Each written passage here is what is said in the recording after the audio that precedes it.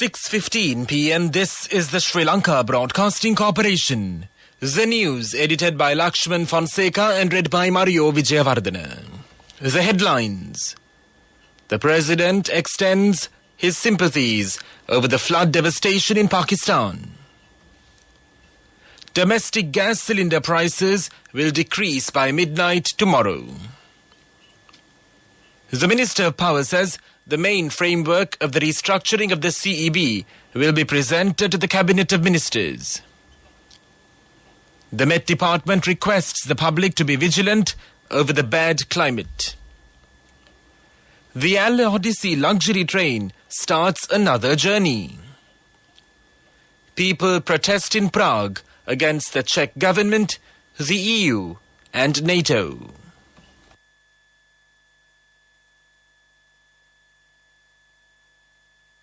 President Ranil Wickremesinghe offered his sympathies on the widespread devastation caused by the recent floods in Pakistan and condoled with Prime Minister Sharif Shehbaz on the loss of lives.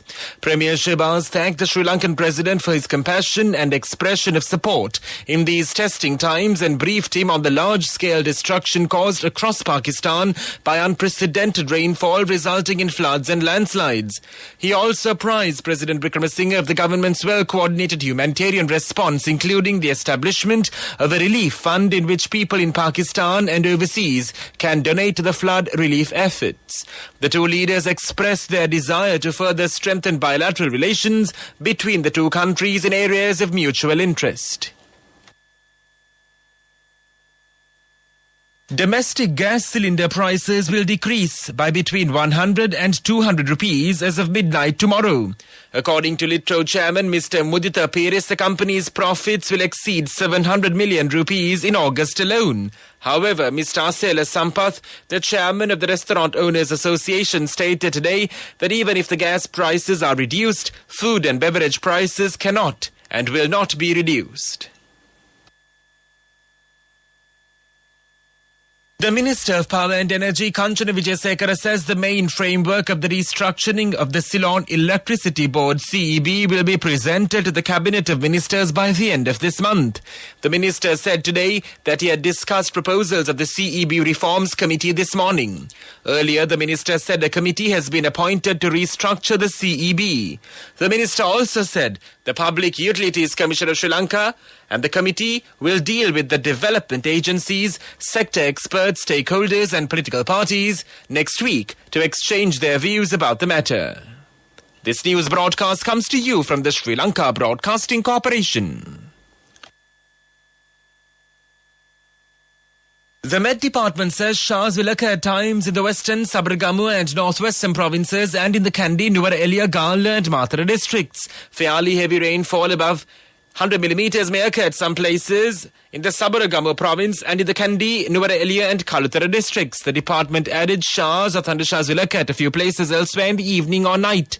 Strong winds above 50 kilometers per hour can be expected at times over the western slopes of the central hills.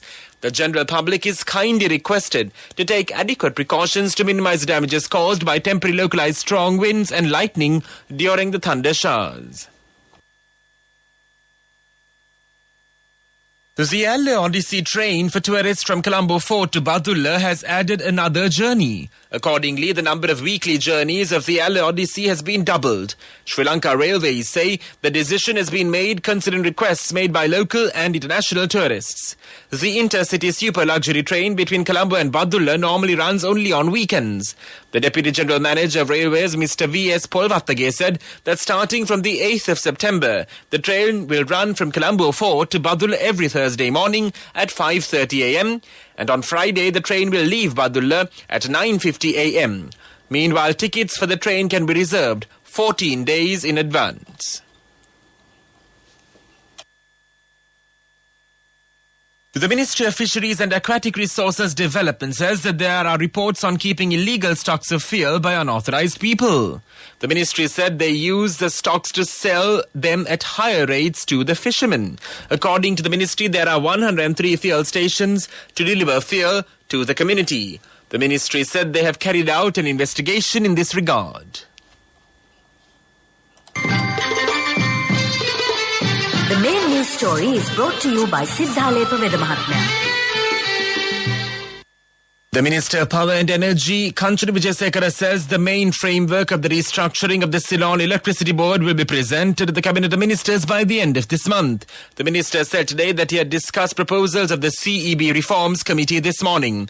Earlier, the Minister said a committee has been appointed to restructure the CEB. The Minister also said the Public Utilities Commission of Sri Lanka and the committee will deal with the development agencies, sector experts, stakeholders and political parties next week to exchange their views about the matter.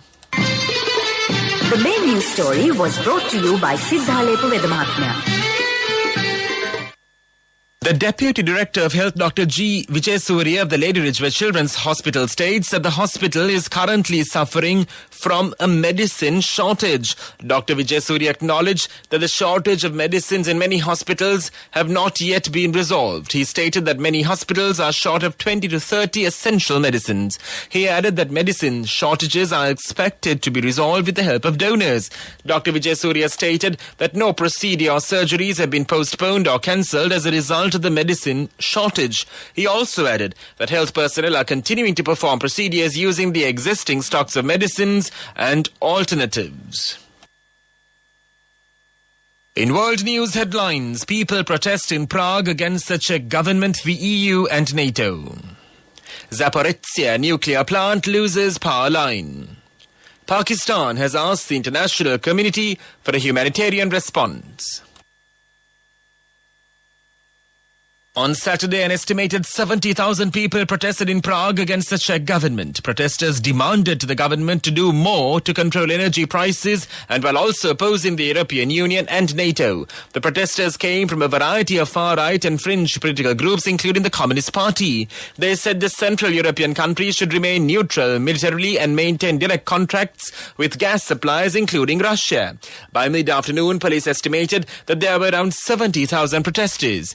Protests came a day after the government survived a no-confidence vote amid opposition claims of inaction on inflation and energy prices. Ukraine's Zaporizhzhia nuclear plant has lost connection to the last remaining main external power line. The International Atomic Energy Agency reports on Saturday that regarding the matter, they added that power plant still continues to supply electricity via a reserve line. In a statement posted on its website, the agency also stated that only one of the station's 6 reactors remained operational.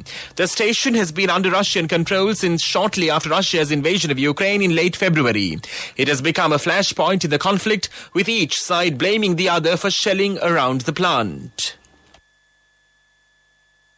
Pakistan has asked the international community for an immense humanitarian to the devastating flooding that has killed at least 1,265 people. Federal Planning Minister Shahin Iqbal has called for a humanitarian response for 33 million people affected by the monsoon rains that caused the floods. The request came as planes flew supplies to the impoverished country via a humanitarian air bridge. That was world news, and now in development news, the Ministry of Agriculture says that the government has successfully completed the distribution of urea fertilizer brought to Sri Lanka under an Indian loan scheme for the 2022 yellow season. Sri Lanka received 65,000 MTs of urea fertilizer under the Indian Loan Assistance Program. The first consignment of 44,000 MTs was delivered to the country on the 9th of July. The second consignment of 21,000 MTs of urea arrived on the 20th of August. Accordingly, as of last Friday, the total amount of paddy cultivated in the country in the yellow season has increased to 512,000 hectares. Sports News is brought to you by... With many values that bind us beyond the transaction, we are Sampath Bank. We present your future. Sri Lanka won the match against the Indian team at the 2020 Asian Netball Championships by 102 to 14 goals. The championship started in Singapore on Saturday. The match between the current Asian Netball champions Sri Lanka and the Philippines is due to be held today. The final match of the tournament is due to be held on the 11th of September. Sri Lanka has won the Asian Netball Championships a total of 5 times. Cash through NSP globally and win wonderful gifts locally. From October 1st, 2021 to December 31st, 2022. Remit a minimum of $100 or an equivalent amount in any foreign currency 3 times through NSB U Trust. Business News, sponsored by National Savings Bank, the safest place for your money. Sri Lanka's merchandise exports increased 2.25% year-on-year in July 2022 to $1,128 million. Exports increased 11.8% to $7.6 billion in the 7 months leading up to July. Apparel and textile exports increased by 21.55% to $550.05 million in July 2022. The value of tea exports increased by 2.08% in July to $117.58 million. Rubber and rubber finished products exports earnings fell 7.67% to $89.24 according to the EDB, with industrial and surgical gloves performing poorly. Business News, sponsored by Cash through NSP globally and win wonderful gifts locally. Will you be the lucky winner of the NSP Golden Jubilee? 50 gold sovereigns for the top prize winner of the NSP Golden Jubilee. Scooters for the 10 second prize winners. iPhones for the 10 third prize winners. Mountain bikes for the 29 fourth prize winners. From October 1st, 2021 to December 31st, 2022. Remit a minimum of $100 or an equivalent amount in any foreign currency 3 times through NSB U Trust. Economic News, courtesy of Saving money isn't easy when you have responsibility. That's why we promise to give you the best returns and guarantee on your investment. LOLC Finance Fixed Deposits. Maximize your savings. LOLC Finance PLC, incorporated on the 13th of December 2001, is rated SLA stable by ICRA Lanka Limited and is licensed by the Monetary Board of the Central Bank of Sri Lanka under the Finance Business Act number 42 of 2011.